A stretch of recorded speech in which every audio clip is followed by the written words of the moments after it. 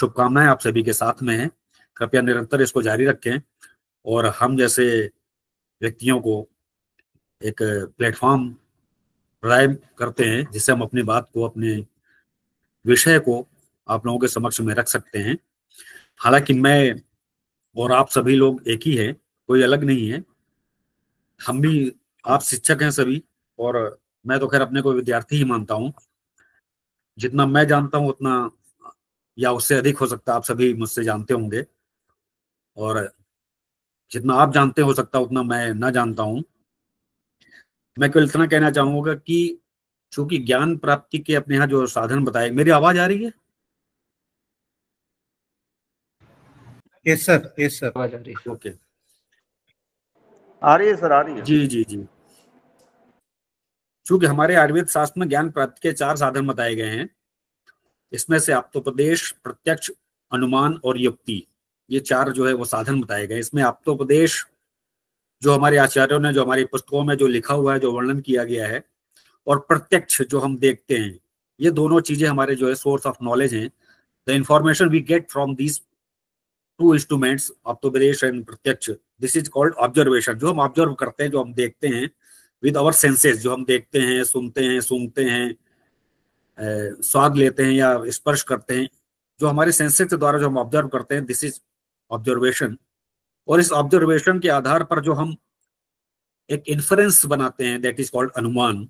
वो हम अनुमान, उससे हम एक निर्मित करते हैं। पढ़ा है और हमने ये देखा है, चूंकि हमने ये पढ़ा है और हमने देखा है तो ये ऐसा हो सकता है, this is called an inference. इन तीनों के बाद जो हम एक जो युक्ति प्रयोग करते हैं, that is called wisdom. So wisdom is another thing and the knowledge is another thing. Knowledge is the source of information we get from the other instruments, means from the different means we get. So इन चारों को जब हम सामंजस्य स्थापित करते हैं तो हमें एक कोई जानकारी या ज्ञान प्राप्त होता है, या हमारी बुद्धिमत्ता या विजडम जो वो हमारी जो है वो विकसित होती है। शास्त्र जो है वो, शास्त्र सिखाया नहीं जाता है, समझाया जाता है। तंत्र जो है वो समझाया नहीं जाता, सिखाया जाता है। टेक्निक, शास्त्र जो है वो सिखाया नहीं जाता, समझाया जाता है। तंत्र यानी टेक्निक जो है वो समझाई नहीं जाती, सिखाई जाती है। जैसे शल्य तंत्र, शालाक्य तंत्र या मर्म चिकित्सा, ये कोई समझाने की चीज से ज्यादा जो है वो सिखाने की चीज होती है, जब हम प्रत्यक्ष तौर पे किसी चीज को करते हैं। इसी तरह विद्या जो है वो सिखाई नहीं जाती, पढ़ाई नहीं जाती, समझाई नहीं जाती। विद्या जो है वो दी जाती है, जो हमको परंपरा से प्राप्त होती है, जो हमारी अपनी नहीं, जो हमें अपने गुरु से या किसी से, किसी तरह की जो भी विद्या जो हमारे साहित्यों में कही गई, जो हमारे लिटरेचर में या हमारे वैदिक साहित्य में, तंत्र हो या मंत्र हो या जो भी हो, तो विद्या जो है वो दी जाती है। इस प्रकार जो हम अपने जो शास्त्र, जो हमारे शास्त्रों में जो लिखा हुआ है, जो वर्णित है, जो हमने पढ़ा है, जो अध्ययन किया है, वो मैं अपनी बात रखने की कोशिश यहाँ पर करना चाहता हूँ। आशा है कि शायद मैं अपनी बात को रख पाऊंगा और आप हमारी बात को समझ पाएंगे। इसी आशा के साथ मैं अपने विषय को प्रारंभ करता हूँ। हमारा आज का विषय, मैं एक सामान्य चीजों के से ही शुरुआत करूंगा, क्योंकि इतने कम समय में हम कुछ चीजें ही ले सकते हैं। फिर कभी आगे जो है वो मुझे अगर चांस मिलता है तो फिर आगे इस चीज टॉपिक को आगे बढ़ाएंगे। अभी हमारा टॉपिक है, दिस इज कॉल्ड मर्म शारीर। मर्म के बारे में हम सभी जानते हैं और सबने अच्छे से पढ़ा हुआ है, सभी लोग समझते हैं। मर्म का जो एक मीन जो है, सामान्यतया जो अर्थ है, जिसको कहते हैं कि मेरा मर्म न जाने कोई, कि हमारा मर्म कोई नहीं जानता। यानी कि मर्म जो है इसका मतलब है कोई एक सीक्रेट चीज, कोई हिडन चीज है, कोई जिस्ट है, कोई गूढ़ है, कोई रहस्य है, कोई छिपी हुई चीज है, कोई सारांश है, कोई कोर चीज, यानी कि केंद्र द्रव्य कोई चीज है, कोई क्रक्स जो है उसका कोई सार भाग, एसेंस है, इनविजिबल या इंट्रिकेट। मर्म एक ऐसी चीज है जो बहुत ज्यादा हमारे शास्त्रों में वर्णित नहीं है, या बहुत ज्यादा उपलब्ध नहीं है, या हम जिसको बहुत आसानी से नहीं समझ सकते, इसलिए हो सकता है इसका नाम मर्म दिया है। संस्कृत में मर्म का यही अर्थ होता है कि जो हिडन हो, गूढ़ हो, रहस्यमयी हो, और जिसके बारे में बहुत विस्तृत, सामान्यतः सभी के लिए सुलभ नहीं हो, और समझने में भी जो that is intricate and difficult to understand, इसलिए इसको शायद मर्म नाम दिया गया है, या मर्म का ये अर्थ होता है संस्कृत साहित्य में। मर्म हमारे जो डिफरेंट जो है वो साइट्स हैं, जो लोकेशन है, जो पॉइंट्स है हमारे vital point, these are called the vital points, जो हमारे बॉडी में सभी जगह जो है वो उपस्थित होते हैं। और हमारे आचार्यों ने अलग अलग संहिताओं में इनका अलग अलग जगह अलग अलग अध्यायों में इनका वर्णन किया है डिफरेंट रीजन्स में। और इनको मर्म को कहा है कि जो हमारे body mind and soul consciousness, इनको जो है वो डिनोट करने वाला जो स्ट्रक्चर है, जो जो रचना है, इनको मर्म कहा गया है। ये स्मॉल भी होते हैं, छोटे भी होते हैं और बड़े भी होते हैं। सभी प्रकार से ये मर्म जो है हमारे शरीर में उपस्थित हैं और इनको, इन पे आघात होने पे या इन पे इनका मैनिपुलेशन करने पे डिफरेंट तरह के जो है वो प्रभाव देखने को मिलते हैं। निरुक्ति की हम बात करते हैं तो मर्म जो है वो शब्द जो है वो, इसका जो तात्पर्य है वो जीव स्थान और संधि स्थान से। जीव स्थान यानी कि ये जो हमारे मर्म जो है वो वाइटल स्पॉट्स, वाइटल साइट्स हमारे बॉडी में कहे गए। These are the very vulnerable points या एनर्जी स्पॉट्स हैं हमारे बॉडी के, जहां पर विशेष रूप से जो है वो जीव का स्थान बताया गया है, प्राण का स्थान बताया गया है, वाइटल एनर्जी बताया गया। These are the bio energetic spots, bio energetic sites, जो हमारे न्यूरो, ह्यूमरल, इमोशनल और साइकोलॉजिकल, स्ट्रक्चरल, सभी तरह के जो है वो जो आयाम को इसमें समाहित किया गया है, माना गया है। और इसको संधि स्थान कहा है। संधि स्थान मतलब इसमें जो है मांस, शिरा, स्नायु, अस्थि और संधि, इनका सन्निपात कहा गया है। The marmas are the mass of tissue, conglomeration, aggregation और segregation of the different types of tissues, these are the marmas. तो ये स्ट्रक्चरल पॉइंट ऑफ व्यू से जो है वो, अगर हम टिश्यू से देखें, कॉन्स्टिट्यूएंट से देखें, तो मांस, शिरा, स्नायु, अस्थि, संधि, ये 5 प्रकार के जो इसमें टिश्यू जो है वो, उनका एग्रीगेशन, सेग्रीगेशन या कॉन्ग्लोमरेशन ये इनका पाया जाता है बहुतायत के आधार पर, या जो है जहां पर जिसकी प्रधानता होती है, जहां जिसकी उपस्थिति ज्यादा होती है, जहां जिसका प्रभाव ज्यादा होता है, या जहां जिसका इफेक्ट ज्यादा होता है, उसके आधार पर इनको मर्मों का नाम दिया है, वैसा इनको मर्म कहा गया है। मर्माणी नाम मांस, शिरा, स्नायु, अस्थि, संधि, सन्निपाता। मर्म वो है जो हमारे, इनको कहा है जो मांस, शिरा, स्नायु, अस्थि और संधि, इनका जो है वो सन्निपात कहा गया है। इनका जो कॉन्ग्लोमरेशन कहा गया, एग्रीगेशन जो है, इनको मर्म नाम दिया गया है। तेसु स्वभावतः एव विशेषण प्रांत, जहां पर स्वभावतः, अपने स्वभाव से, बाय डिफॉल्ट विशेष रूप से प्राण की स्थिति बताई गई है।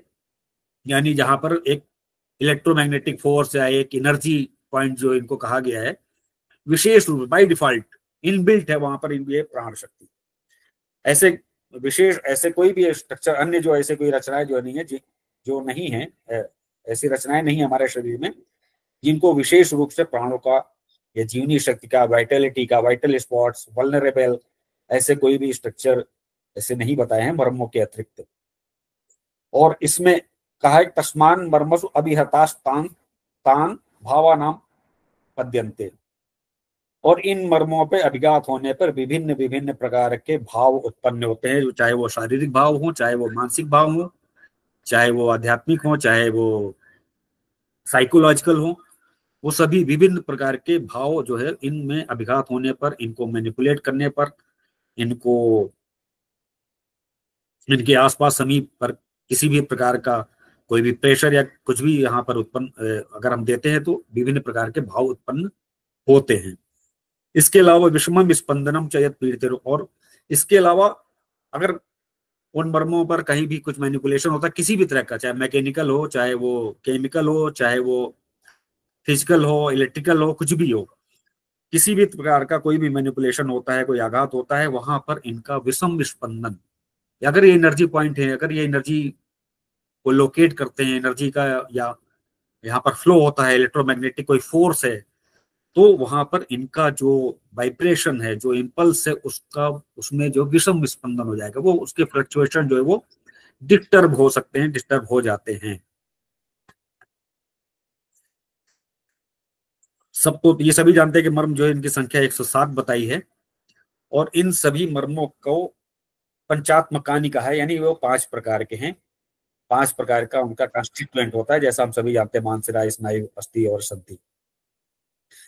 इसके आगे आचार्य ने कहा है कि न खलु मांसपेशी स्नायु अस्थि संधि व्यतिरेकेण अन्यानि मर्माणि भवन्ति। इसके अतिरिक्त मांसपेशी, स्नायु, अस्थि, संधि, इसके अतिरिक्त किसी भी अन्य प्रकार के मर्म नहीं होते हैं। सुश्रुत ने सीधे सीधे ये कहा है।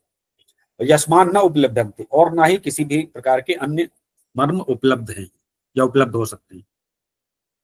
इसके बावजूद भी अष्टांग हृदय में वाग्भट, आचार्य वाग्भट ने जो एक धमनी मन को अलग से उन्होंने काउंट किया है, 9 धमनी मन माने हैं, जिसकी व्याख्या जो है आचार्य डल्लान ने स्पष्ट रूप से कर दी है कि व्यतिरेकेण अन्यानि मर्माणि भवन्ति, कि किसी अन्य प्रकार के मर्म नहीं हो सकते हैं, ना ही उपलब्ध हो सकते हैं। इसलिए उनको धमनी मर्म को उन्होंने स्पष्ट कर दिया कि वो उनको शिरा मर्म में ही समाहित कर सकते हैं, और इस प्रकार उनकी गणना 5 के 5 ही रहती है या रह सकती है या है। मर्मों में सोम, मारु, तेजांसी, रज, सत्व, तमांसी च मर्मसु प्रायः पुंसां भूतात्मा च वितिष्ठते। यही मेरे का शरीर में यही एक मर्म ही एक ऐसे स्ट्रक्चर है जहां पर सोम, मारो, तेज यानी वात, पित्त, कफ के साथ साथ मानसिक गुण सत्व, रज और तम और भूतात्मा, ये विशेष रूप से यहाँ पर अवतिष्ठित होते हैं। ऐसा कोई भी, मुझे तो नहीं संज्ञान में आता है, शायद हृदय है तो वो भी एक मर्मी है, या मस्तिष्क होगा तो वो भी मर्मी है। ऐसा कोई भी और स्ट्रक्चर और ऐसे कोई भी आर्गन नहीं है जहां पर ये शारीरिक गुण, मानसिक गुण और भूतात्मा, इन सभी का अधिष्ठान, एक स्थान, एक सीट जो है वो एक जगह पे कहा गया है। तो these murmurs are important seats for the psycho, neuro, endocrine or immunological energy points that regulate the physical, mental and spiritual function of the body and mind. इसलिए ये जो है मर्म जो है वो साइको, न्यूरो, एंडोक्राइनल और इम्यूनोलॉजिकल एनर्जी पॉइंट्स कहा गया है इनको। Bio energy point, bio energetic points इनको कहा है, जो एक विशेष महत्व रखते हैं हमारे शरीर में, जिनको कहा है कि वाइटल फोर्स इनके अंदर है, समाहित है। एक लाइफ प्रोसेस, एक लाइफ फोर्स है, इसकी जीवनी शक्ति है, जो इसको एक एनर्जी लेवल या एनर्जी पॉइंट में कहते हैं। और ये कहते हैं कि हमारे चूंकि जो चक्राज हमारे बॉडी में जो हमारे चक्र बताए गए हैं, षट चक्र जो है वो, these are the source of, these are the wheels of the energy. Energy का सोर्स, रिसोर्स या वर्ल्स या व्हील्स का है। और जो नाड़ियां हमारे शरीर में कहीं हैं, 72,000 नाड़ियां, उनको these are the meridians of this energy, उस एनर्जी को ले जाने वाले, प्रवाहित करने वाले चैनल्स हैं। और दी द मर्मा जो पॉइंट्स हैं, जो स्थान है, वो लाइक रिमोट और लाइक द रेगुलेटर या स्विचेस हैं, एक स्विच की तरह काम करता है। इस एनर्जी जो फ्लक्चुएशन है, जो फ्लो है, जो चक्रा से, और मेरे अगर हम इसको माइन्यूटली इसको की बात कर रहे हैं, एनर्जी लेवल की बात कर रहे हैं, सटल फॉर्म की बात कर रहे हैं, तो ये these marmas are like the regulator और the switches for these energy channels और एनर्जी पॉइंट के लिए ये स्विच का काम करते हैं। वैसे ही जैसे कि स्रोतस की कंडीशन में स्रोतोमूल को कहा है।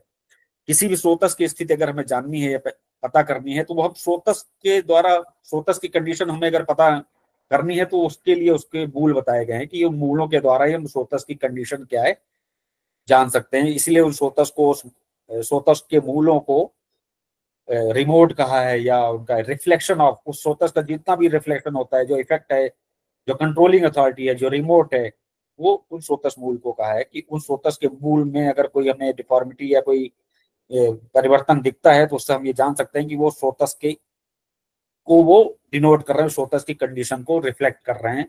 इसलिए वो हम मूलों की बात की है। इसी तरह ये जो चैनल्स को, एनर्जी चैनल्स को जो रेगुलेट करने वाले जो या कंट्रोलिंग अथॉरिटी है, रेगुलेटर की तरह जो काम करने वाले जो पॉइंट्स हैं, वो ये मर्म स्थान है। तो वैसे भी जैसे हमारे यहाँ कहा है कि सुख संगकम आरोग्यम विकारो दुख में उचा। ये जितने भी हमारे चैनल, चाहे वो एनर्जी चैनल्स हो, चाहे वो स्रोतस का चैनल्स हो, माइक्रो सर्कुलेशन हो, या कुछ भी हो, सीधे सीधे उन्होंने कहा है कि वो सुख संगकम आरोग्यम विकारो दुख में उचा। जहां आरोग्य है वहां सुख है, और जहां दुख है या जहां विकार है वहां दुख है, वाइस वर्सा। इसको हम सीधे से समझ सकते हैं। सु मतलब सु प्लस खा यानी अवकाश, सु मतलब प्रॉपर पेटेंसी। अगर कहीं भी चैनल्स में, खा में, आकाश में, अवकाश में, उनके फ्लो में, उनके ट्रांसपोर्टेशन में, उनके वहन में कहीं भी आकाश जहां भी उनका जो चैनल है या जो भी मार्ग है, छिद्र है, पैसेज है, वहां पर अगर सू है, प्रॉपर पेटेंसी है, तो फिर इसका मतलब है कि वहां पर आरोग्य है। और कहीं पर दू प्लस खा, कहीं अगर खा आकाश में अगर कहीं भी दू है, दुख है, या इम्पेटेंसी है, प्रॉपर फ्लो नहीं है, प्रॉपर कोई ऑब्स्ट्रक्शन है, या कुछ भी, कोई भी डिफॉर्मिटी है, कुछ भी है, जहां कहीं भी ये होता है, चाहे वो एनर्जी लेवल की बात करें या हम चैनल माइक्रो सर्कुलेशन की बात करें, जहां पर ये दोनों कंडीशन पाया जाएगा, तो या तो दुख होगा, आरोग्य होगा, या फिर या तो सुख होगा, आरोग्य होगा, या फिर दुख होगा, और वहां पर विकार होगा। इसलिए ये जो these are the very important, very very very important vital spots, vital points. These are not only related with the structure, these are also related with the energy point of view. So इसलिए जो है हमारे मर्मों को बहुत ही importance दी गई है, और इसीलिए इसको गूढ़ रखा गया है। इसीलिए इसका जो ज्ञान है, इनका जो वर्णन है, बहुत ज्यादा सभी जगह नहीं मिलता है, और आवश्यकता के अनुसार वो वहां उपलब्ध है, जिस जिस प्रकार का वो ग्रंथ है। ठीक है, इसीलिए शास्त्र के बारे में कहा जाता है कि शास्त्र जो है पढ़ाया या सिखाया नहीं जाता, शास्त्र जो है वो समझाया जाता है। सो अब हम आगे चलते हैं।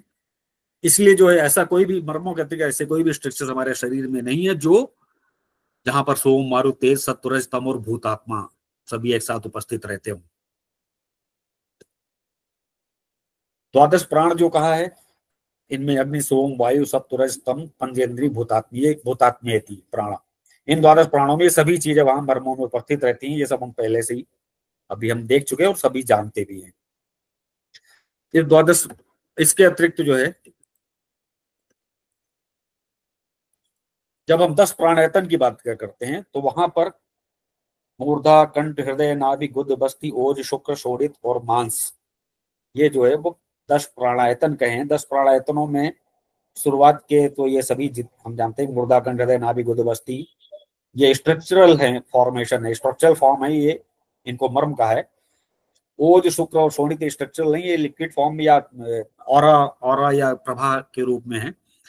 ये भी जो है वो प्राणों के स्थान कहे गए हैं। इसके अतिरिक्त विशेष रूप से इसमें मांस जो है वो इन्होंने जोड़ा है। मांस को विशेष रूप से मर्मों के जो भी सेग्रीगेशन ऑफ टिश्यू है, जो भी उनको पंचात्म कहानी जो कहा है मर्मों को, उसमें त्वचा है, वो मांस, सिरा, स्नायु, अस्थि, संधि, उनमें उन पांचों में से स्पेशली विशेष करके मांस को यहाँ पर इन्होंने लिया है, क्योंकि मांस, इसके बारे में आगे बात करें, आगे आएगा तो हम फिर से इसको रिपीट करेंगे और चर्चा करेंगे। क्योंकि मांस क्षय होने से निश्चित रूप से शरीर का क्षय होता है, कैचेक्सिया होता है, शरीर क्षय होता है, और वो उसका परिणाम जो कालांतर प्राणहर या जो भी हो आगे हो सकता है।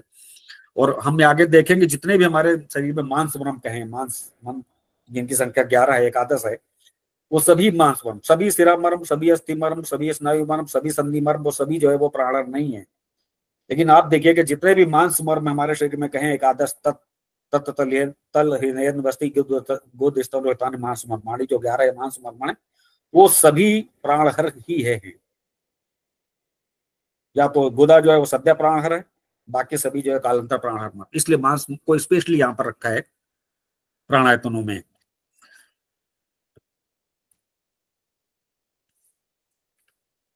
अब हम व्रण वस्तुओं की बात करते हैं। व्रण की 8 अधिष्ठान वस्तुएं बताई हैं श्रुतों में, व्रण अध्याय में।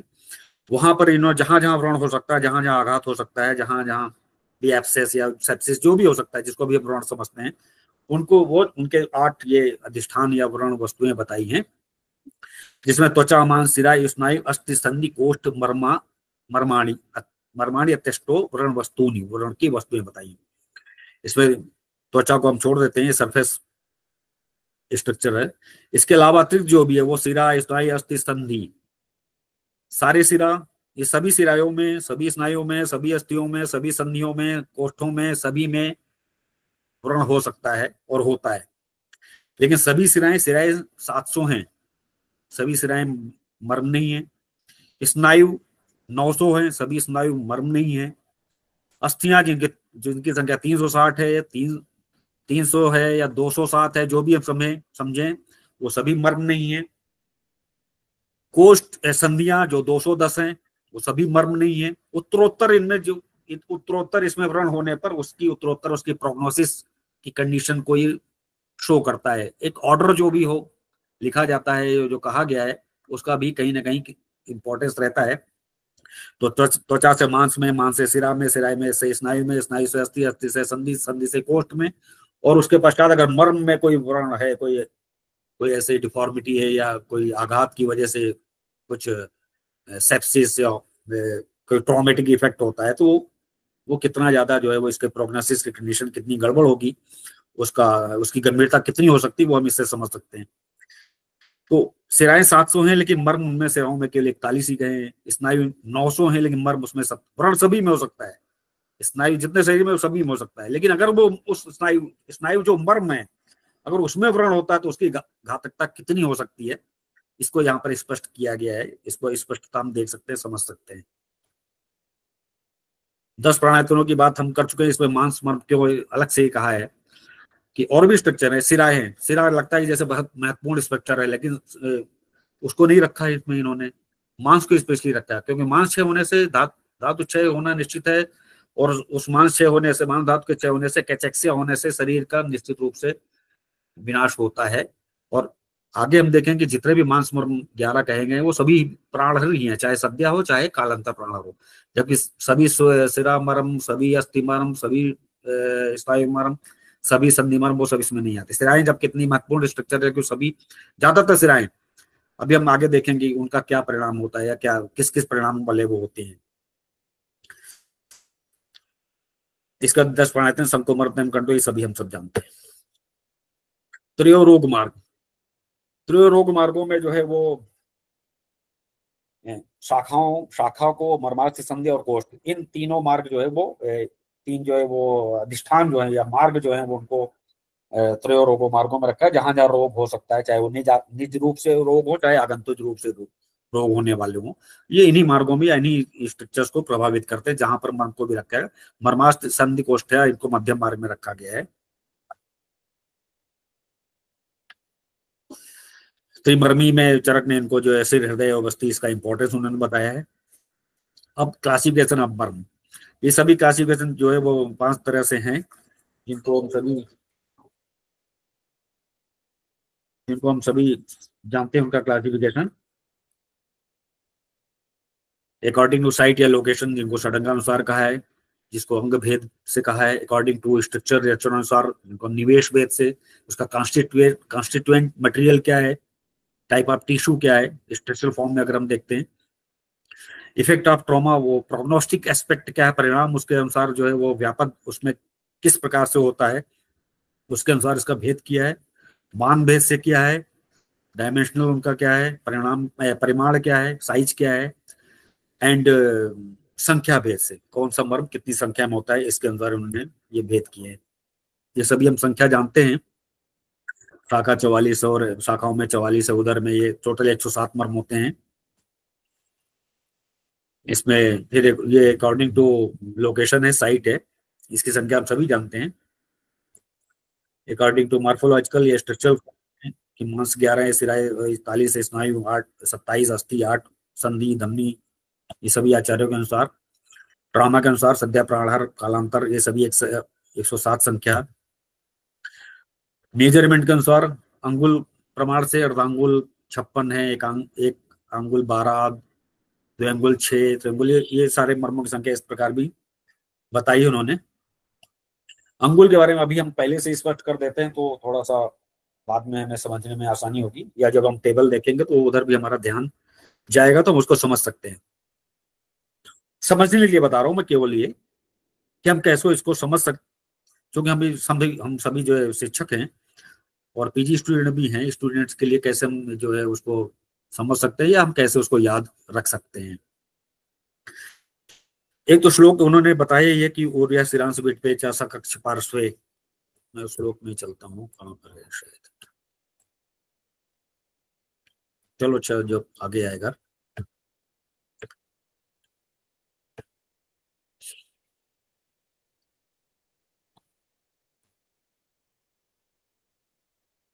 मैं यहाँ बता देता हूँ कि वो श्लोक आगे है। उर्विया श्रीरांश बिट पे चा सकक्ष पार्श्वे, ये जो श्लोक है यानी कि 3 मर्म ऐसे हैं जो एक अंगुल के, 4 मर्म, उर्वी, शिरा यानी कि कूर्च सिर, विटप और कक्षधर, उर्व्या सिरांश विटपे च सकक्ष पार्श्वे, यानी कि ये 4 मर्म जिनकी संख्या जो है वो 12 है, यानी कि उर्वी जो है वो 4 और कूर्च सिर 4, 2 विटप और 2 कक्षधर, ये टोटल 12। इन 4 मर्मों, ये 4 मर्म जो है वो एक अंगुल के हैं। इसके अतिरिक्त जो है स्तन मूल और जो हमारे हाथ और पैरों की जो संधि मर्म जो बताए हैं, जिसमें मणिबंध है और कूर्पर है हाथों में और पैरों में गुल्फ और जानू है, तो ये इनमें से जो छोटी संधि है, यानी जो कूर्च सिर से जो के साथ में जो लगा हुआ है, वो 2 अंगुल के हैं, यानी गुल्फ और मणिबंध, प्लस जानू और कूर्पर ये 3-3 अंगुल के हैं। ठीक है, यानी कि पूर्वी, कूर्च सिर, विटप और कक्षधर, ये 4 मर्म यानी जिनकी संख्या 12 है, वो एक अंगुल के हैं। 2 अंगुल वाले 3 मर्म है, यानी स्तन मूल और गुल्फ एंड मणिबंध, ये 2 अंगुल के हैं। बड़ी संधि यानी जानू और कूर्पर, ये 2 मर्म जो है ये 4 अंगुल के हैं, 3 अंगुल के हैं। इसके अतिरिक्त जितने भी जिनकी जो बड़े स्ट्रक्चर हमारी बॉडी में, मर्मों की बात कर रहा हूं, जो बड़े स्ट्रक्चर है हमारी बॉडी में या जिनकी संख्या 4, अलग अलग संख्या की बात नहीं कर रहा, जिनकी टोटल संख्या एक जगह पर, जिनकी टोटल संख्या 4 या उससे अधिक है, 4 है, 5 है, 8 है, और जो बड़े स्ट्रक्चर हैं, उन सभी मर्मों का परिमाण जो है वो मुष्टि प्रमाण है या 4 अंगुल होता है। चाहे आप नीचे से ले ले, चाहे गुदा ले ले, या जो रीजन या जो किसी रीजन को डिनोट करते हैं वो, उनका प्रमाण 4 अंगुल बताया है। चाहे आप पेरिनियल रीजन यानी गुदा को ले लें, चाहे आप पेल्विक रीजन यानी पस्ती को ले लें, चाहे आप अम्बलाइकल रीजन या नाभि को ले लें, या बड़े स्ट्रक्चर या रीजन को डिनोट करते हैं। चाहे आप ऊपर आ जाए हृदय, ये बड़ा स्ट्रक्चर है। ये फिर 8 मात्रका जो बताई है, जो इनकी संख्या मैंने कहा जिनकी संख्या 4 या उससे अधिक है, 8 मात्रका, चतस्त्र धमनी और मात्रका, ये प्लस आप श्रृंगाटक जिनकी संख्या 4 है, प्लस आप सीमंत जिनकी संख्या 5 है, मतलब वो ऐसे स्ट्रक्चर जो बड़े हो। और हाँ, और कूर्च जो एक बड़ा स्ट्रक्चर जिसके फ्लेक्चर और एक्सटेंशन टेंडन्स जो है सभी फिंगर्स को पहले होते हैं, और वो चूंकि बड़ा स्ट्रक्चर झाड़ू के रूप में है और सभी इंद्रियों में जाता है, और इसलिए वो, तो ये सारे स्ट्रक्चर्स जो बड़े हैं, जो किसी रीजन को डोनेट करते हैं, या जिनके स्ट्रक्चर्स जिनकी संख्या 4 या उससे अधिक है, वो सभी स्वपाणी तल या मुष्टि प्रमाण या 4 अंगुल के होते हैं। ठीक है, और उसके अतिरिक्त जितने भी मर्म हैं वो सभी अर्धांगुल हैं। उसके अतिरिक्त बॉडी में इनके अतिरिक्त जितने भी मर्म बचते हैं वो सभी अर्धांगुल है। बिल्कुल आराम से हम इसको समझ सकते हैं या याद रख सकते हैं। एक अंगुल वाले 4 मर्म यानी उर्वी सिरंस, उर्वी, कूर्च सिर, विटप और कक्षधर। 2 अंगुल वाले यानी हाथ पैरों की छोटी संधियां जिनको मर्म कहा है, यानी मणिबंध और गुल्फ प्लस स्तनमूल, ये 1 अंगुल के, ये 2 अंगुल के, 1 अंगुल के 4, 2 अंगुल की ये, और जो मर्म जो हमारी संधियां हैं जानू और कूर्पर, ये 3 अंगुल के। इसके अतिरिक्त बड़े स्ट्रक्चर्स या किसी रीजन को डिनोट करने वाले या जिनकी संख्या 4 या उससे अधिक है, और कूर्च जो है वो जो बड़ा स्ट्रक्चर सभी इंगलियों में फैला हुआ, ये सभी मुष्टि प्रमाण, सोपान तल या 4 अंगुल के, और बाकी सभी जो है वो अर्धांगुल हैं। इसको मैंने इसलिए पहले बता दिया कि जब हम टेबल देखेंगे तो हम वहां देख सकते हैं। अब हम बात करते हैं शक्ति मर्म। ये शक्ति में 11 है, बाहु में भी 11 है, ये सभी संख्या हम सभी को पता है। नाउ वी कम टू शक्ति मर्म। तत्र शक्ति मर्माणी क्षिप्र तल हृदय कूर्च शिर गुल्फ, ये सभी मर्म का श्लोक है जो हम सब जानते हैं। मेरा जो इसमें केवल कहने का पॉइंट ये है, जो मैं ध्यान आपको दिलाना चाहता हूँ, शायद हम लोगों से कई लोगों ने ध्यान दिया या नहीं दिया। हमने देखा जितने भी मर्म, जब हम ये लोकेशन बेस पे जब मर्मों की बात करते हैं या हम पढ़ते हैं या देखते हैं, तो चाहे शक्ति में हो, चाहे बाहु में हो, शाखाओं में हो, चाहे या उदर के हो, चाहे उर के हो, चाहे सिरोग्रीवा के हो, इन मर्मों को आचार्यों ने लिखते हुए वर्णन करते समय उन्होंने एक हो सकता है जस्ट एक ऑर्डर हो, लेकिन उन्होंने इनको लिखते समय इनका नाम जो वो इंफीरियर से लेके सुपीरियर तक गए हैं। वो from caudal to cranium, inferior to superior, from distal to proximal. आप देख सकते हैं क्षिप्र, तल, हृदय, कूर्च, कुर्सित, आप नीचे से लेके ऊपर इनको उन्होंने सबका ऑर्डर दिया है। चाहे उधर में ले ला बुधा, या उधर का ही देख लेते हैं, आगे होगा शायद बाहु में देख लिए श्लोक, आगे आएगा ये बाहु का ही है। चाहे उधर का ले, उधर के मर्म है गुदा, बस्ती, नाभि, उरस का देख सकते, कोई भी देख सकते हैं। इन्होंने क्या सबको नीचे जो भी ऑर्डर किया है वो इंफीरियर टू सुपीरियर किया है, नीचे से ऊपर, from caudal to cranium, from inferior to superior. अब इसकी हो सकता है जस्ट केवल ऑर्डर देने के लिए किया है, या हो सकता है वो मोस्ट यूज्ड पार्ट है, या हो सकता है वो बहुत सुपरफिशियल पार्ट है, या हो सकता है कि वो मोस्ट एक्सपोज्ड पार्ट है, मोस्ट यूज्ड पार्ट है, या हो सकता है वो लेस प्रोटेक्टेड हो, या हो सकता है वो highly prone to get the traumatic effect, या जो भी हो। ये हो सकता है, हो सकता है कि वो मोस्ट एक्सपोज्ड हो सकता है कि वो मोस्ट यूज्ड पार्ट हो सकता है वो लेस प्रोटेक्टेड हो, या हो सकता है वो उनका आघात होने के चांसेस ज्यादा हो, या कुछ प्रभाव ज्यादा होता हो, या जो भी हो, या हो सकता है जस्ट एक ऑर्डर देने के लिए किया हो। ये ये इस पे हम सोचने, ये एक सोचने का बिंदु हो सकता है कि ऐसा क्यों उन्होंने किया होगा, ऐसा क्यों कहा है। इसमें भी अब हम बात करते हैं, शक्तिगत मर्म की बात कर रहे हैं। ये 11 संख्या उन्होंने 11 है। ऑर्डर की बात हम पहले कर चुके हैं कि ये इंफीरियर टू सुपीरियर, या from distal to proximal, from caudal to cranium, ये उन्होंने एक ऑर्डर दिया है। अब हम इन मर्मों की बात करते हैं। इनमें से जितने मर्म जो है, इनमें सभी प्रकार के मर्म, शाखाओं में 11 मर्म है, जिनमें सभी जो है वो ज्यादातर जो है वो जो ये मर्म है वो मैं देख सकता हूँ कि इनमें से ज्यादातर जो शाखाओं में मर्म है वो सभी स्नायु प्रकार के मर्म है। शाखाओं में जो 11 मर्म है इसमें से टोटल जो है वो टोटल इसमें स्नायु मर्म 5 प्रकार के तो स्नायु मर्म है, और वो स्नायु मर्म जो है वो क्षिप्र को, क्षिप्र के स्नायु मर्म अकेला है जो कालांतर प्राणाहार है। बाकी जो है जो स्नायु मर्म है वो या तो वैकल्पिक है या रुजाकर है, क्योंकि जितने भी स्नायु मर्म हैं ये हमारे इसमें शाखाओं में ही हैं ज्यादातर, और वो उनका काम जो है वो मूवमेंट से ही रिलेटेड होता है। तो ज्यादातर मूवमेंट हमारा, या ज्यादातर जो क्रियाशीलता है जो या तो कर्मेंद्रियों की है या फिर ज्ञानेंद्रियों की है, जिनको बताया कि हमारे अपने अपने कर्मों में वो संलग्न होते हैं, अपने अपने कर्म करते हैं। इसलिए आगे हम देखेंगे कि विकलता जो उत्पन्न होने वाली है वो उसमें स्नायुओं की प्रधानता उन्होंने बताई है। जो हमारी शाखाओं में जो मर्म बताए हैं, 11 मर्म बताए हैं, इनमें से 5 जो है वो स्नायु मर्म है, जैसे क्षिप्र है, कूर्च है, कूर्च सिर है, और आणी है, और विटप है। ये स्नायु मर्म जिनका जो वैकल्य कर कहे गए हैं, यानी कि इन मर्मों पे आघात होने पर वहां पर विकलता उत्पन्न होती है, वहां पर विकलता को उत्पन्न करने वाले स्नायु मर्म। और इसके अलावा जो संधियां हैं, जो छोटी संधियां हैं या बड़ी संधियां है, या तो वो वैकल्पिक है, जैसे हमने देखा है कि हमारे पास संधि जो है वो गुल्फ है, वो रुजाकर है, और जो जानू है वो वैकल्पिक है। तो जो रुजाकर भी अगर कहे गए हैं, रुजा भी अगर कहीं उत्पन्न होती है तो वो भी कहीं ना कहीं वो विकलता को उत्पन्न करते हैं, विकलता को ही उत्पन्न करने वाले हैं।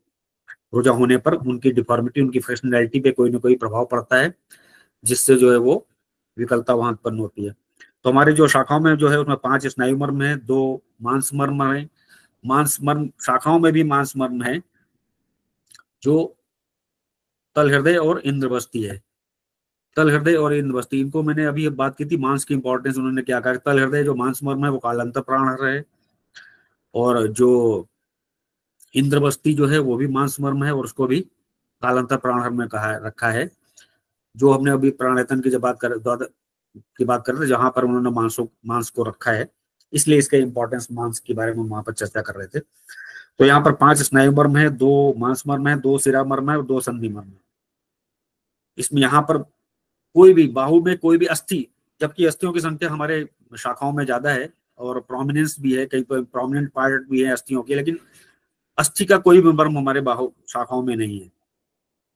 अस्थि मर्म कोई नहीं और सद्या प्राणहर मर्म कोई नहीं है शाखाओं में। इसलिए शाखाओं का अगर आवश्यकता पड़ने पर एम्पुटेशन किया जा सकता है।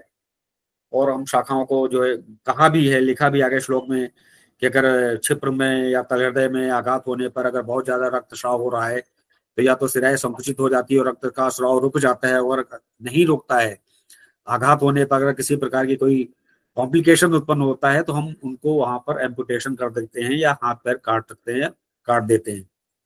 इसलिए जो हमारी शाखाएं हैं वहां पर कोई भी सद्या प्राण नहीं कि अगर एम्पुटेशन हो जाए तो व्यक्ति का जो है वो तुरंत प्राण चला जाए, ऐसा नहीं है। और अब हम यहाँ पर बात कर रहे थे,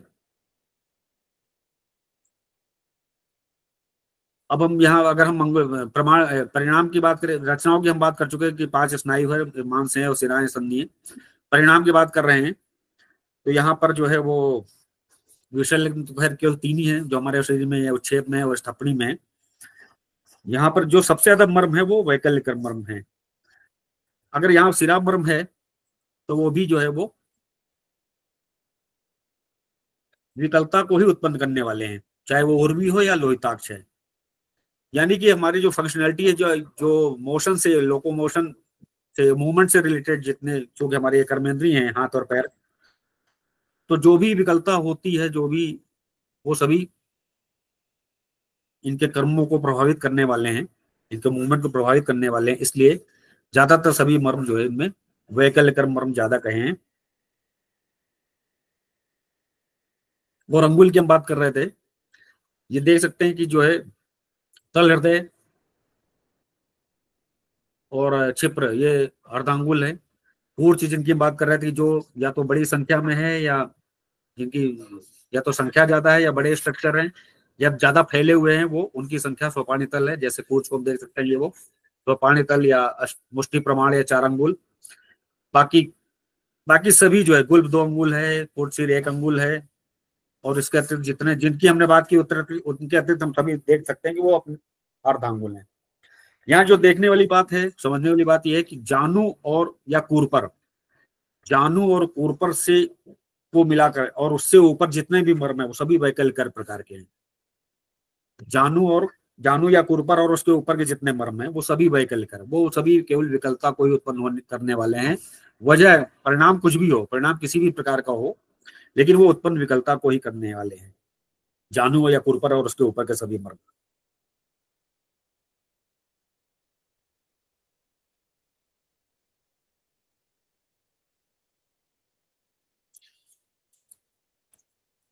और जो मांस मर्म है, जो टोटल 11 मांस मर्म में 8 मांस मर्म तो केवल शाखाओं में ही है।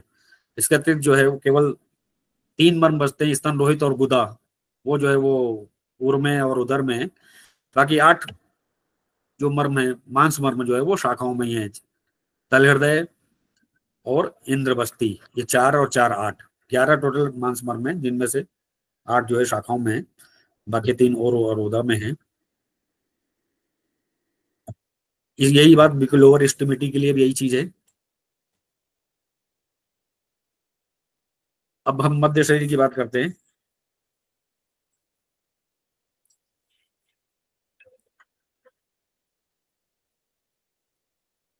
मध्य शरीर में उदर में 3 मर्म है, गुदा, बस्ती और नाभि। ये सभी सद्या प्राण मर्म है और सभी एक एक अपने अपने रीजन को डिनोट करते हैं। इनका जो है वो परिमाण जो है वो सभी सोपानी तल है। सभी उदर में सभी सद्या प्राण मर्म है। इसमें ऐसा कोई मर्म नहीं है कि जो किसी अन्य परिणाम वाला हो। कोई रुजाकर नहीं है, कोई जो है वो कालांतर नहीं है, कोई शल्यक तो खैर हो नहीं सकता, वो 3 ही जगह पे है। तो सारे तीनों मर्म जो है वो सद्या प्राण है। और ये तीनों प्रकार के मर्म यहाँ पर उपस्थित हैं रचना बेस। मांस मर्म भी है, जो गुदा जो है मांस मर्म है, वस्ती को स्नायु मर्म कहा है, और नाभि जो है वो सिरा का मूल है, इसलिए उसको सिरा मर्म है। ये तीनों प्रकार के मर्म यहाँ पर, तीनों रचना के मर्म यहाँ पर उपस्थित है, और तीनों ही सद्य प्राणाहार मर्म है, और तीनों ही अपने अपने रीजन को डिनोट करते हैं, और तीनों ही जो का प्रमाण जो 4 अंगुल है, तो पाणितल या मुष्टि प्रमाण है। इसके बाद उरस की बात करते हैं।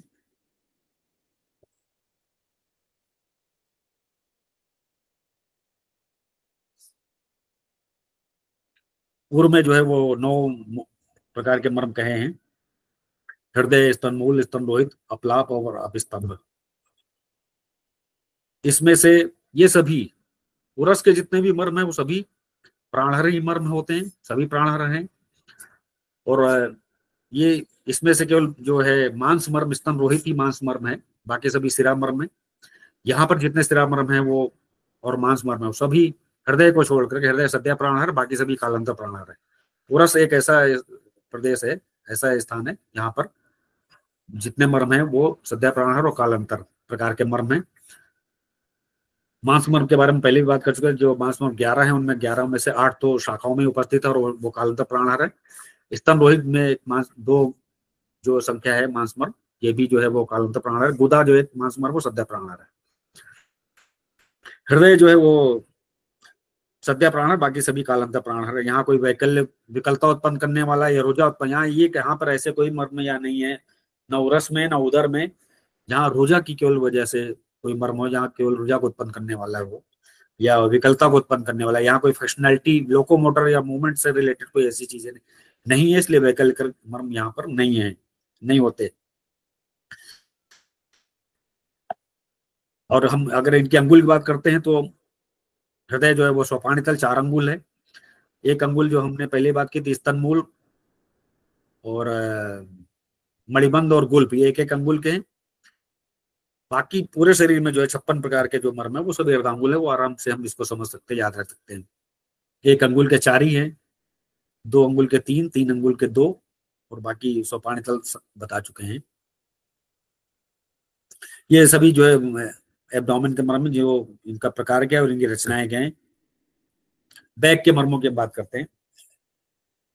बैक में भी हम अब हम इसका ऑर्डर हम देख रहे हैं। हम सभी मर्मों में जिनकी बात कर चुके हैं फ्रॉम इंटीरियर टू, अगर उन्होंने वर्णन किया है तो नीचे से लेके ऊपर तक इन सभी मर्मों को, प्राकृतिक तरुण, कुकुंदर, नितंब, पारसंदी, वृहति, अंश फलक, अंश, ये सभी जो है वो 14 जो है वो 7 मर्मों की संख्या, जो नंबर है वो 7 है और इनका जो काउंट है वो 14 है। इसी तरह हमारे शरीर में जो मर्मों की जो नंबर ऑफ मर्म है वो 43 है, और अगर हम उनको काउंट करते हैं तो 107 होते हैं, वो 107 होते हैं। तो यहाँ पर 7 प्रकार के मर्म है जिनकी संख्या 14 है, और ये सभी प्रकार के मर्म जो है वो यहाँ पर पृष्ठ एक ऐसी जगह है जहां पर जो पृष्ठ के सभी मर्म वो अर्धांगुल प्रमाण के हैं। सभी मर्म जो है वो अर्धांगुल ही होते हैं, और इन सबकी संख्या 2-2 है। और पृष्ठ में 4, इन 7 में से 4 मर्म जो है वो कालांतर है, और 3 जो है वैकल्य कर्म मर्म है। कालांतर में से जो है वो कटिक तरुण, नितंब, वृहति और पारसंदी, ये सभी जो है वो कालांतर प्राण हैं। इसके अलावा 3 जो है वो कुकुंदर, अंशवलक और अंश, ये जो है वो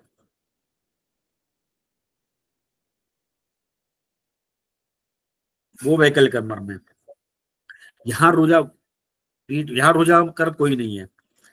पीठ में रोजा जरूर हो सकती, तो कहीं भी रोजा हो सकती, तो हो सकता है या तो वो जिस जगह पे रोजा हो रही है, या तो हो सकता है वो मर्म के समीप हो, या हो सकता है वो बाकी और भी स्ट्रक्चर है। जैसे हमने कहा कि सभी सिराएं, सभी मांसपेशी, सभी स्नायु, सभी अस्थियां, सभी संधियां जो है वो मर्म नहीं है, तो हो सकता है अन्य स्ट्रक्चर पे हो, या हो सकता है मर्म के समीप कोई डिफॉर्मिटी या आघात हुआ उसकी वजह से हो रहा हो।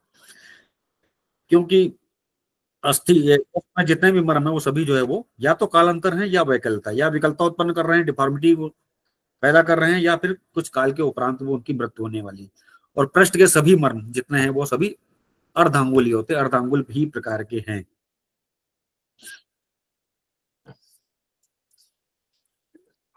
नेक्स्ट हम बात करते हैं, ये बैक के मर्म हो गए। अब हम बात करते हैं हेड एंड नेक। नेक में 14 है, और हेड में 23, टोटल 37 है सिरोग्रीवा मिला करके। इनमें 4 धमनियां, 2 नीला 2 मन्या, 4 धमनियां है, इसलिए इनका प्रमाण जो है वो 4 अंगुल या सोपानी तल या मुष्टि। 8 मात्रकाएं इनकी संख्या 8 है, इनका प्रमाण भी चतुरंगुल। और 2 प्रकार ये ग्रीवा में पाए जाने वाले 3 प्रकार के मर्म हैं, जिनकी संख्या 14 है। हेड में विदुर, फण, अपांग, आवर्त और छेप, शंख, ये स्तपनी, ये टोटल जो 23 मर्म, टोटल 37 मर्म है।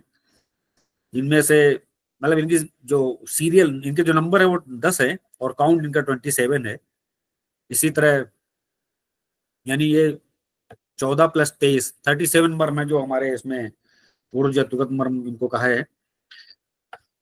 इनमें हम जो एक सामान्य दृष्टि हम डालेंगे और ये एक जो विशेष रूप से सामान्य दृष्टि कहते हैं, जो विशेष रूप से मैं ये कहना चाहूंगा, इनमें जो इंद्रियों से संबंधित जितने मर्म हैं या जो इंद्रियों को प्रभावित करने वाले या उनके कार्य से संबंधित या उनको उनसे रिलेटेड जो स्ट्रक्चर, एनाटॉमिकल स्ट्रक्चर्स है इंद्रिय स्थानों को या अधिष्ठानों को, उनसे संबंधित जितने मर्म है वो सभी वैकल्यकर हैं।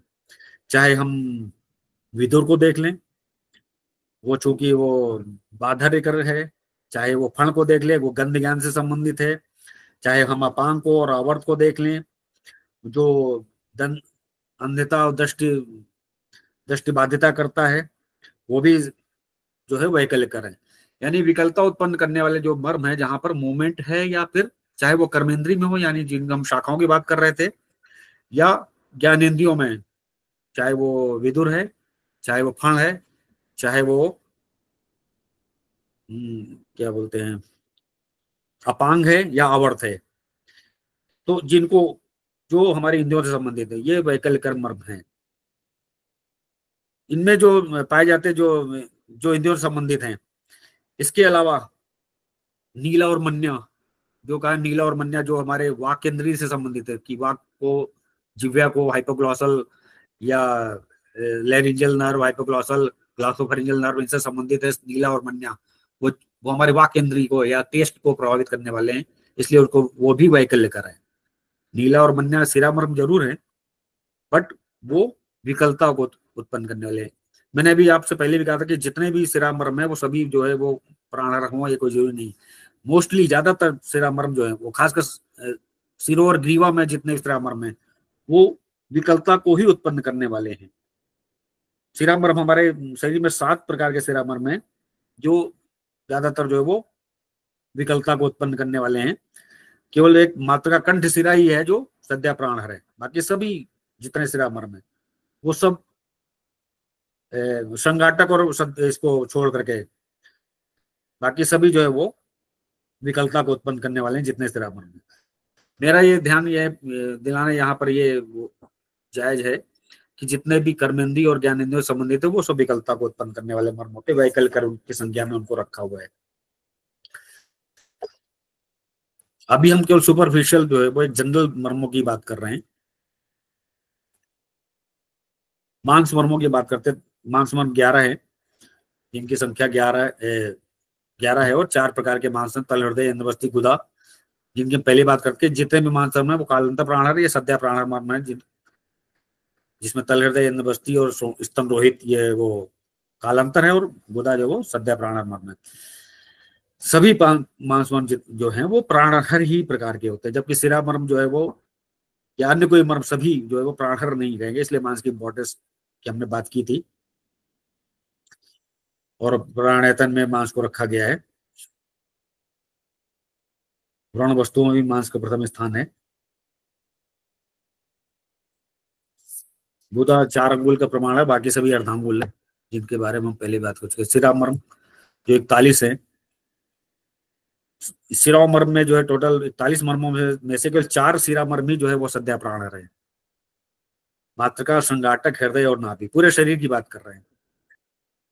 और इसके अतिरिक्त जो है वो 5 प्रकार के सिरा मर्म जो कालांतर प्राणहर हैं। स्तनमूल, अपलाप, अपस्तंभ जो वक्ष में है, और पीछे पार्श्व संधि और वृहति पृष्ठ में जो है वो कालांतर प्राणहर है। बाकी मोस्टली जितने भी सिरा मर्म है वो विशल्य वैकल्यकर प्रकार के ही है। तो या तो मोस्टली शिरामण जितने भी हैं, मोस्टली ज्यादातर वो वैकल्यकर हैं या फिर प्राणहर हैं। प्राणहर में भी सद्या प्राणहर कम है और कालांतर जो है वो ज्यादा है। स्नायु मर्म जिनकी संख्या 27 की है, और स्नायु मर्म ही अकेला मर्म है जिसमें सभी प्रकार के परिणाम प्राप्त होते हैं। सद्या प्राण भर भी है जैसे कि बस्ती, कालांतर प्राण भर भी है जैसे कि क्षिप्र, वैकलकर भी है जो जैसे कि हमने कहा था कि वैकलकर यानी कि कूर्पर और जानू के सहित उसके ऊपर के जितने मर्म है वो सभी वैकलकर हैं। उसमें आड़ी विटप कचदर कूर्च, कूर्च जो है वैकलकर है। पीछे पृष्ठ में हंस और विदुर जो है वो वैकल्यकर है। पूर्व श्री रुजाकर है। तो ज्यादातर 27 में से 20 स्नायु मर्म जो है वो वैकल्यकर ही बताए गए हैं। केवल बस्ती जो है वो सद्या प्राणहर है और क्षिप्र जो है वो कालांतर प्राणहर है।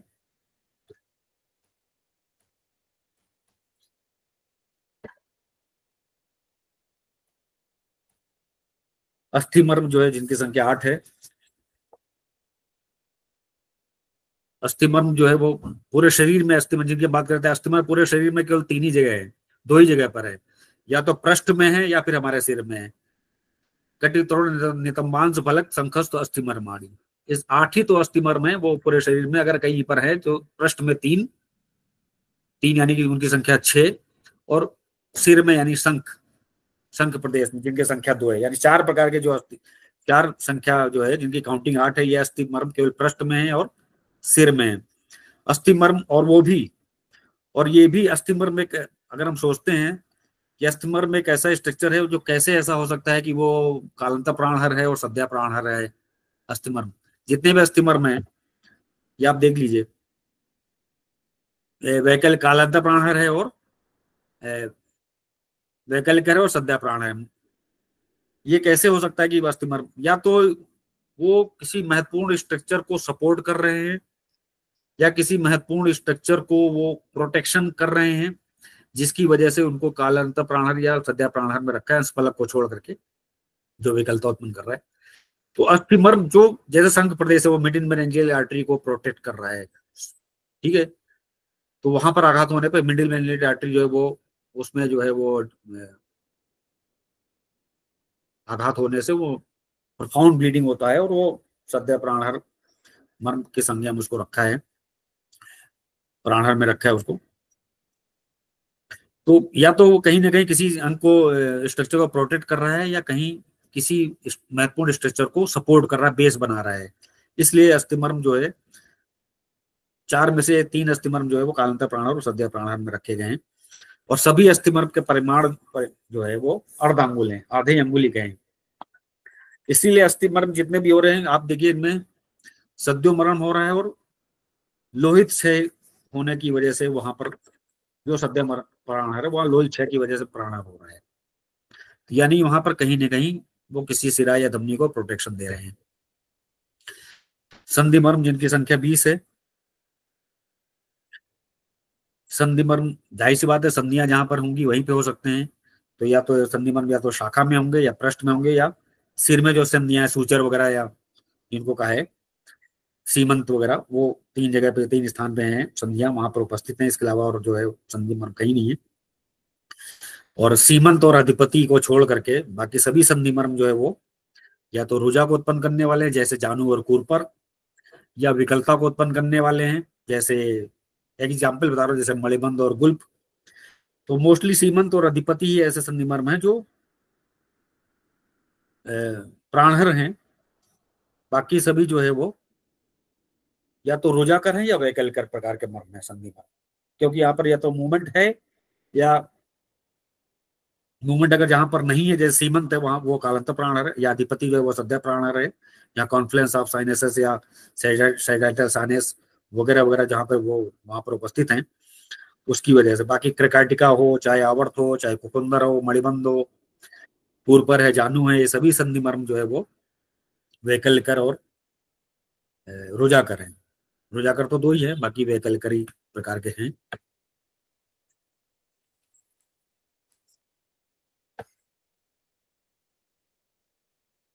अब हम सद्य प्राणहर मर्मों की बात करते हैं।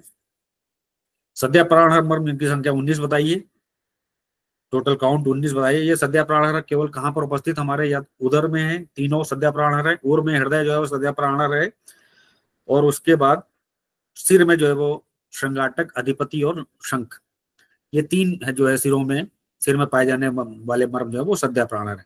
इसके अतिरिक्त और कहीं भी सद्या प्राणहर मर्म उपस्थित नहीं है, या तो उदर में है तीनों, उर में है यानी हृदय, और सिर में श्रृंगाटक, शंख और अधिपति है, सद्या प्राणहर मर्म है वहां पर। शंख एक अकेला ही अस्थि मर्म है जो सद्या प्राणहर है, बाकी अस्थि मर्म जो है वो और कोई भी है, नहीं है जो सद्या प्राणहर हो।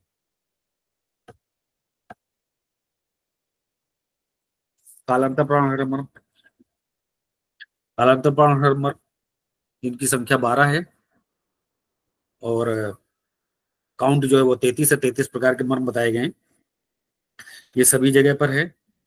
और अगर हम इनकी रचना बेस से बात करते हैं तो जितने भी कालांतर प्राणहर आप देखिए, जितने भी इसमें मांस प्रकार के जितने मर्म हैं वो सभी कालांतर में हैं। सीरा प्रकार, सीरा में जो है स्तनमूल, स्तन रोहित, अपलाप, स्तंभ जो वक्ष में हृदय के अतिरिक्त, वो सभी कालांतर हैं। इसी बार अलग अलग स्थानों में अलग अलग जगह पे अलग अलग कालांतर मर्म उपस्थित हैं। ज्यादातर जो है वो सिरा है या फिर मांस मर्म है जो कालांतर प्रकार के मर्म बताए गए।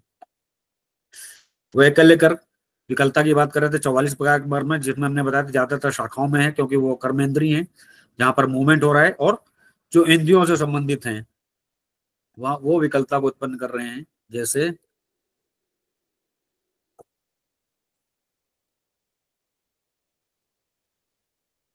जैसे हम बात कर रहे थे पूर्पर, विटप, कुंदर, कक्षधर, अगर हम जानू, उर्वी, कूर्च, ये सब विकलता को उत्पन्न करने वाले हैं, या रुजा को। और जो इंद्रियों की बात कर रहे थे तो Vidur plus Apang 14 number, plus Neela, Apang जो अंध्यत्व को कर रहा है वैकल्यकर है, प्लस नीला मन्या जो दो मात्रा, दो सिरा, दो धमनी जो है वो, दो नीला दो मन्या, वो मूकता स्वर वैकृतम कर रहे हैं, ये वैकल्यकर है। फण जो घ्राण से संबंधित है वो वैकल्यकर, आवर्त जो नेत्र दृष्टि वो घात कर रहा है, यानी कि कर्मेंद्रिय और ज्ञानेंद्रिय, ये वैकल्यता को उत्पन्न करने वाले मर्म है, विशेष करके ये यहाँ पर ध्यान देने वाली बात है। रोजाकर तो 8 है, जो केवल जो है वो गुल्फ और मणिबंध कोश से जो शाखाओं में ही है, इनके बारे में ये वैकल्पिक करके रोजा होने भी या तो संधि मर्म होंगे या रोजा या स्नायु मर्म है। विषय 3 प्रकार के सभी जानते हैं। अंगुलों की मर्मों की हम जो बात कर रहे थे, जो हमने पहले ही बताया था आपको, एक अंगुल के 4 मर्म हैं, उर्वी, कोर्सिव, विटप, कक्षधर, जिनकी संख्या 12 है। 2 अंगुल के स्तनमूल, गुल्फ, मणिबंध, ये 3। त्रिअंगुल के ये 2 मर्म। सोपानी तल में हमने वो बात की थी जो या तो जिनकी संख्या या तो बड़े स्ट्रक्चर हैं, या जिनकी संख्या जो है वो 4 या उससे अधिक है, या जो फैले हुए हैं कूर्च जैसे सभी फिंगर्स में, ये सभी जो है इनकी अंगुल प्रमाण है, 4 अंगुल प्रमाण या सोपानी तल। बाकी इसके अतिरिक्त जितने भी हैं अर्धांगुल प्रमाण, जितने भी हैं सभी अर्धांगुल। सिर में जितने भी मर्म आप देखिए उनमें सभी से सब मोस्टली अर्धांगुल प्रमाण है। अगर संघाटक की बात करिए तो वो है चतुरंगुल, कुछ वो चतुरंगुल है, प्लस सीमंत 5, चूंकि उनकी संख्या 5 है इसलिए वो 4 अंगुल का प्रमाण है, मुष्टि प्रमाण है। और शिरो ग्रीवा में जो है वो चतुस्थ धमनी जो है, या 8 मात्रा और 4 अंगुल। इसके अतिरिक्त जितने भी प्रमाण है, प्रमाण जो है मर्मों का सिर के, वो अर्धांगुल है। इसी प्रकार पृष्ठ के जितने मर्म सब अर्धांगुल हैं। शाखाओं में जितने मर्म हैं उन चारों को छोड़ करके सब अर्धांगुल हैं, या जो बड़े हैं 4 अंगुल को छोड़ के सब अर्धांगुल है। ऐसा सभी जगह पूरी बॉडी में। अब हम on the basis of number मर्म, 1 नंबर वाले 6 मर्म हमारे शरीर में है, ये हृदय, नाभि, बस्ती, गुदा, स्थपनी, अधिपति। 1 नंबर वाले वही मर्म है जो हमारे पूरे शरीर में ऊपर से लेकर नीचे तक मीडियन प्लेन में अवस्थित हैं, पूरे मिड लाइन में ये स्थित हैं, वो सभी 1 नंबर वाले हैं।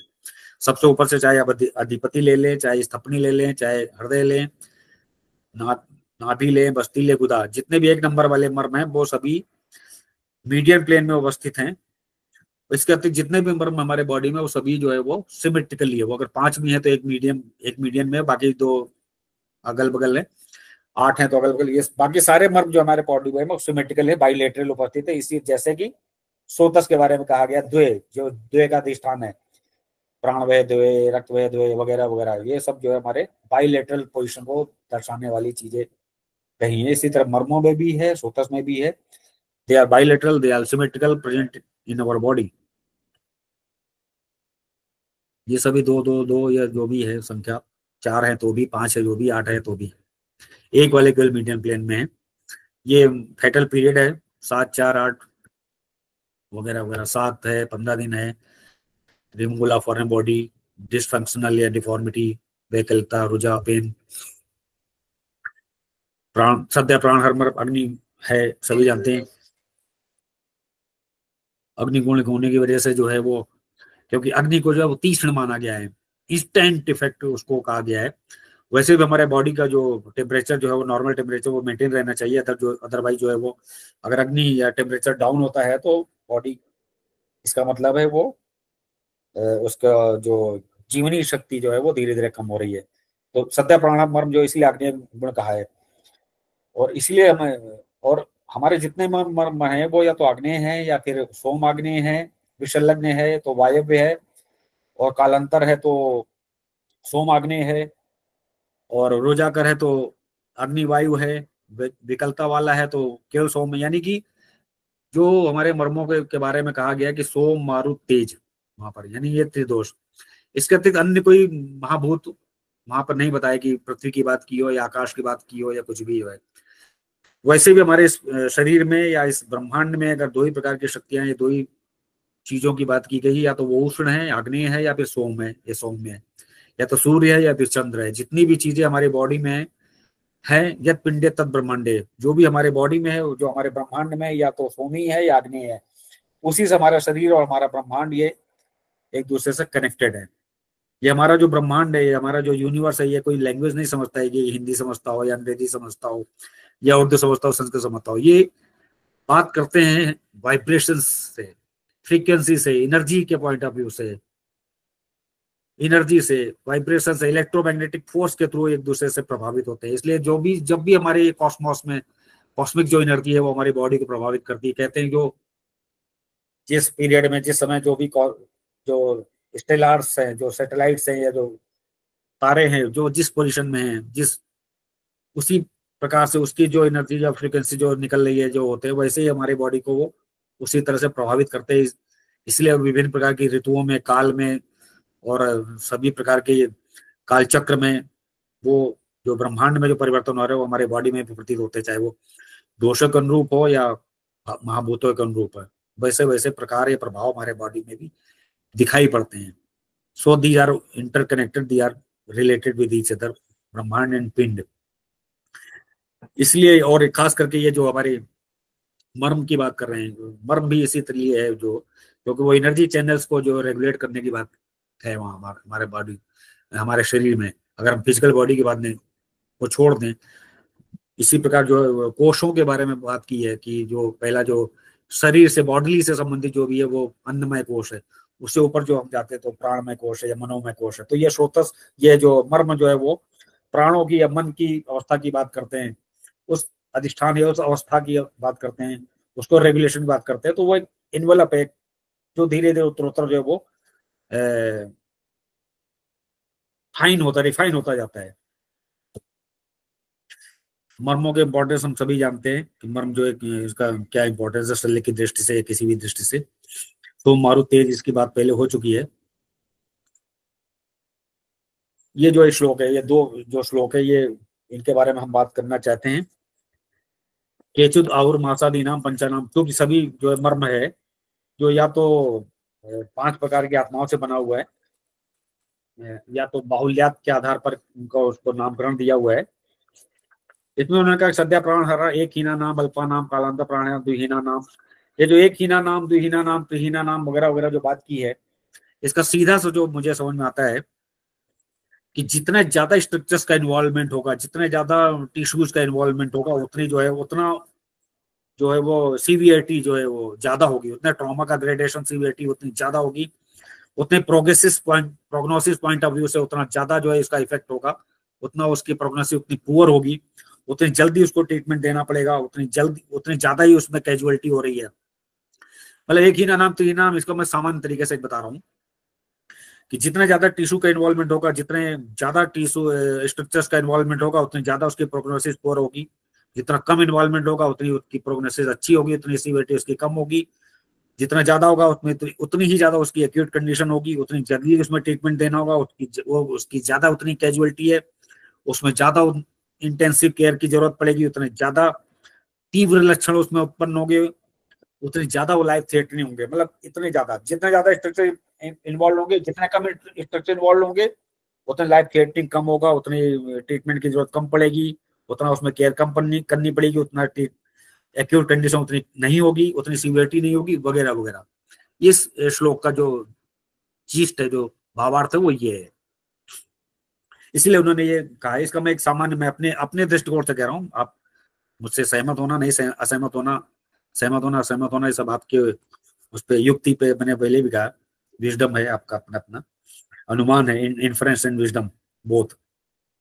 इसी तरह का नीचे वाला श्लोक है, तत्र सद्या प्राण हर मंती विद्या कालांतरेण मार्यन्ति कालांतर प्राण हर मंती विद्या। ये जो हमने उनके अंगुल प्रमाणों की बात की थी, उनके समीपता की बात और दूर की बात हुई। तत्र सद्या प्राण हरम अंते, यानी हम दूरी की जब हम बात करते हैं, ये तो हमने अगर इन्वॉल्वमेंट ऑफ द टिश्यू की बात की थी, कितने स्ट्रक्चर्स इन्वॉल्व होते हैं, उसके हिसाब से उसकी जो है वो ग्रेडेशन क्या होगा, उसके हिसाब से उन्होंने बताया घीना नाम, पंचीना नाम, चतुर्ही नाम, त्रिहीना नाम। अब हम दूरी की बात, जो हमारा जो डायमेंशन की जो बात कर रहे हैं, तो उसके हिसाब से हम कह रहे हैं कि सद्या प्राणहर मर्म के समीप में अगर आघात होता है तो कालांतर होगा, कालांतर के समीप होता है तो वैकल गर्भ होगा या रुजाकर होगा, सो ऑन। इसका भी वैसे ही है कि जितने पास में जो है, जितने पास में आघात होगा, जितना परिमाण जितना ज्यादा कवर होगा, जितने स्ट्रक्चर्स जितने ज्यादा कवर होंगे, जितनी उसका अफेक्टिंग साइट जो है जितना ज्यादा इन्वॉल्व होगा, उतनी ज्यादा उसमें इंटेंसिटी ज्यादा होगी। जितना साइट का इन्वॉल्वमेंट, जितना जो है स्ट्रक्चर का इन्वॉल्वमेंट, जितना उसका जो जो क्रक्स है, जो कोर है, उससे जितनी दूरी होगी, उससे उतनी ही ज्यादा उसमें प्रोग्नोसिस होने की चांसेस अच्छी होगी। जितना परिधि या सीमा दूर होगा, उतना कम गंभीर होगा। जितनी आघात और तीव्रता की प्रबलता उनके जितनी उससे दूर होगी, उतना जो है उसमें कैजुअलिटी और इंटेंसिव केयर कम देना होगा। जितना पास होगा उतना ज्यादा ही होगा। ये सारी चीज जितना उतना ही उसमें एक्यूटनेस कम होगा, उतनी उसकी सीवियरिटी कम होगी। तो ये जितना ज्यादा इन्वॉल्वमेंट, जितने ज्यादा स्ट्रक्चर्स का इन्वॉल्वमेंट और जितना ज्यादा उस मर्म के समीप या दूर होने की जो बात है, उसके आधार पे उसकी सीवियरिटी, उसकी प्रोग्नोसिस, उसकी कैजुअलिटी, उसका इंटेंसिव केयर, उसका लाइफ थ्रेटनिंग फीचर, प्लस उसका उसमें उतने ही इंटेंस जो है वो सिम्टम्स प्रोड्यूस, ये सारी चीजें दोनों श्लोकों से परिभाषित की गई है, बताया गया है। ये हम इसको इस तरीके से समझ सकते हैं। बाकी मर्मों के बारे में इंपॉर्टेंस और उनका सभी चीजें उन्होंने कहा कि मर्म जो है ये उत्पन्न करता है एनी ट्रॉमा। मर्म जो है वो अगर किसी भी प्रकार के मर्म में कोई भी, अगर हम किसी कुशल के वैद्य के द्वारा चिकित्सा कर भी दी जाए, तब भी वो विकलता को तो उत्पन्न करता ही करता है, विकलता वहां उत्पन्न होती ही है। ये विभिन्न प्रकार के श्लोक है। और कि अगर जो है वो ज्यादा रक्त दोष, रक्तस्राव हो रहा हो, तस्मात् सेवर अभित तो पाणी 5 6 10 आशु बड़े बंधन। ये ज्यादा रक्तस्राव हो रहा हो छिप्र में या तल हृदय में होने से, तो गुल्फ या मणिबंध से जो उसको एम्पुटेशन कर देना चाहिए। और ये 4 प्रकार की सिराएं जो सभी मर्मों को जो है वो सभी मर्मों को जो है वो नरिशमेंट देते हैं। स्नायु अस्थि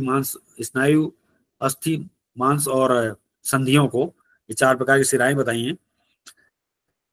और सभी जो है वो ऑल इंजरी ऑफ मर्माज एग्रेवेटेड वायु परवेट दीज ब्लड ऑल अराउंड। और जहां भी आघात होने पे सभी से यहाँ पर वायु जो है बढ़ करके जो है पूरी बॉडी में जो है फैल जाती है, और वो पूरे रुजा को उत्पन्न करते हैं या डेथ करते हैं। ये सभी मर्मों के जो है वो इनका इंपॉर्टेंस बताए। सारे श्लोक आपने देखे हैं और पढ़े हैं। टाइम ज्यादा हो रहा है और हो सकता है बोर भी हो रहे हो।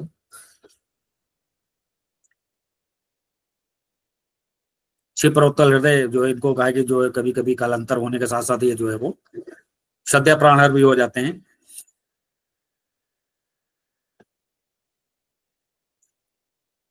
और विभिन्न प्रकार से जर्जरित कोष्ठ और सिर में आघात होने पर विभिन्न प्रकार से जर्जरित हुआ सिर शरीर जो है वो जीवित रह सकता है, अगर अगर पूरी प्रकार से मर्मार्ग जो है वो प्रभावित नहीं हुए हों तो।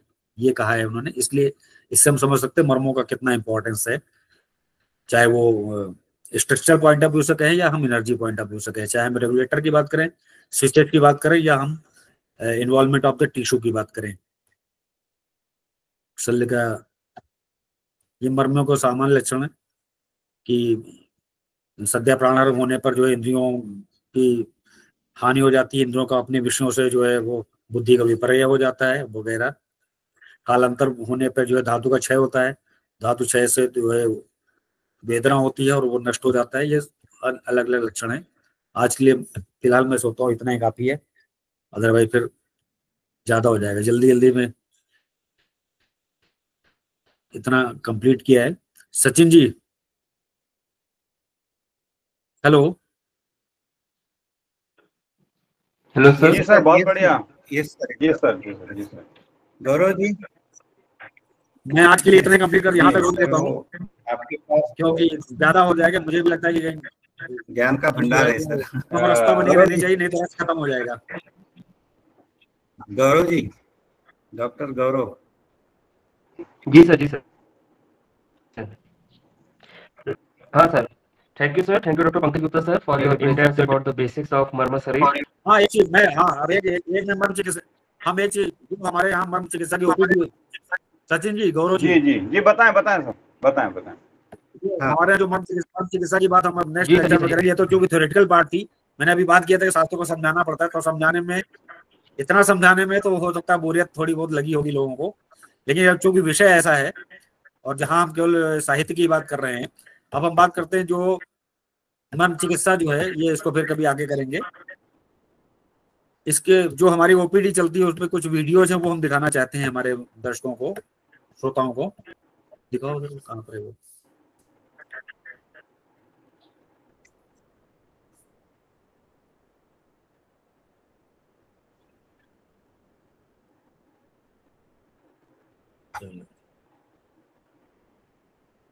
ये हमारी वर्म चिकित्सा अगर किसी को सीखनी तो हम लोग सीएमई वगैरह ऑर्गेनाइज करते रहते हैं। जैसे हमने बात की कि तंत्र जो है वो सिखाया जाता है, वो समझाया और पढ़ाया नहीं जाता, तो ये भी एक तंत्र ही है। तो इसको सीखने की आवश्यकता होती है, ये समझाने और पढ़ाने से नहीं आता। क्लिक करो पहला।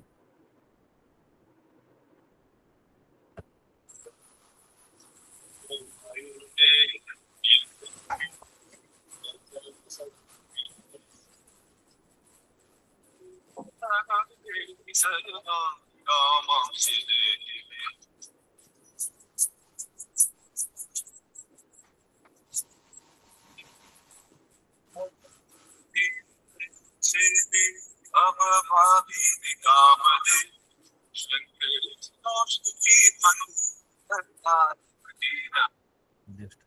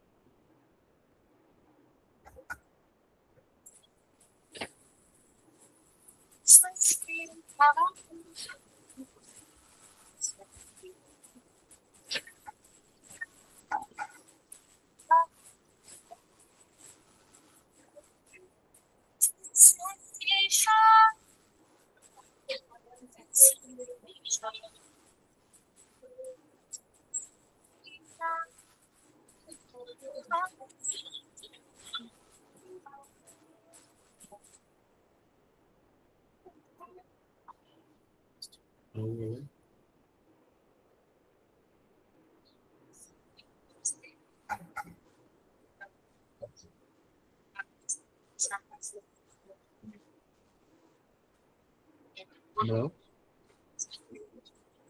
आ रही है? आ रही है लेकिन पूरी तरह से नहीं आ रही। चलो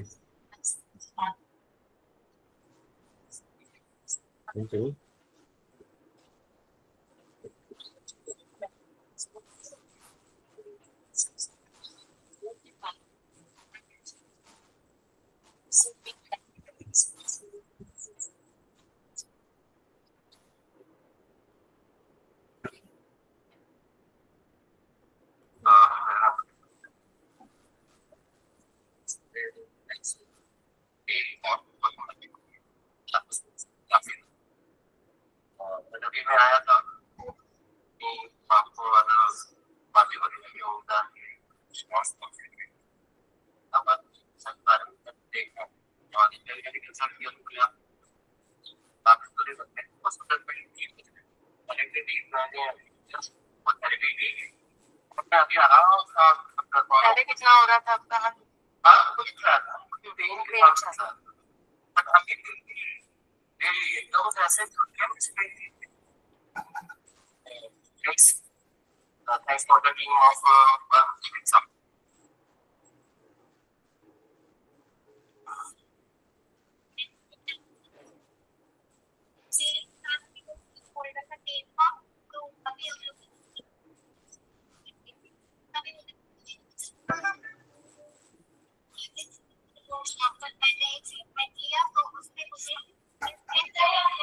और अभी काफी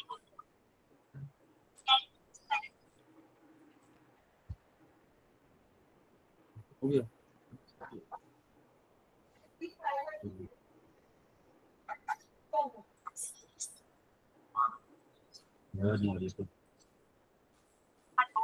डॉक्टर मेरी एज हम लोग यहाँ पर बात में है और काफी है यहाँ पर ट्रेनिंग हमारे यहाँ ट्रेनिंग चल रही है फिर हमें यहाँ पता चला कि बस इस तरह की है बस हमें बस थेरेपी में होता है बॉडी में भी एक्सरसाइज के लिए की जाती है तो मुझे सर्वाइकल की प्रॉब्लम पोटात वगैरे ठीक आहे तिला तो खाऊ म्हणा आपण थोडून देतो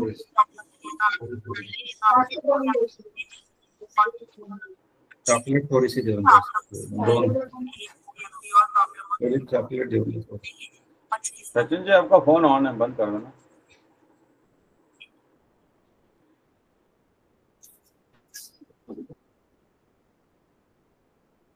ठीक है सचिन जी, हो गया। बहुत बढ़िया। Gaurav ji please cap keep up. जी sir, thank you. Thank you, sir. Thank you, Dr. Pankaj Gupta, sir, for in-depth elaboration for basics and also showing the importance of मर्म शरीर in चिकित्सा। अगली बार कभी भी जब सके सर हम जी जानना चाहेंगे कि प्रोसेस क्या था सर ने जो यूज किया ट्रीटमेंट के लिए, तो एक और लेक्चर होना चाहिए सर का जब भी सर के पास टाइम हो। बिल्कुल बिल्कुल। और अब मैं डॉक्टर राकेश शर्मा सर को बुलाना चाहूंगा for closing remark, formal closing remark for the बहुत बहुत स्वागत है आपका, बहुत बहुत धन्यवाद गौरव सोनी जी। सबसे पहले मैं आपको बताना चाहूँगा कि पंकज गुप्ता जी का जो व्याख्यान है पिछले हम लगभग मुझे लगता है 1.25 घंटे से हम लगातार इस व्याख्यान में एंगेज्ड हैं और मैं देख रहा हूँ हमारे बीच में बहुत सारे लोग जुड़े हुए